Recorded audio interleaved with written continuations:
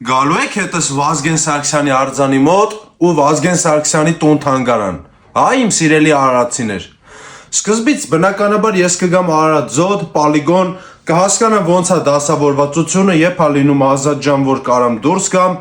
սա օրենքի սահմաններում է լինելու, գալիս եմ ծառայեմ, ցավները տանեմ, բա ոնց, պետք է սաղ այդ ամեն ինչը հասկանամ,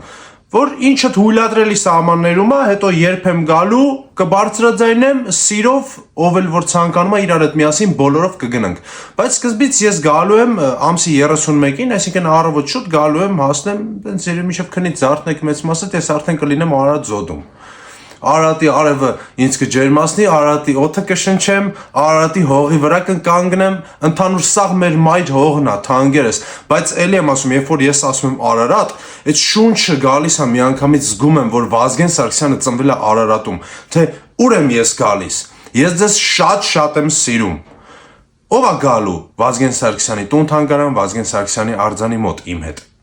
Մի հատ գրեք հասկանամ։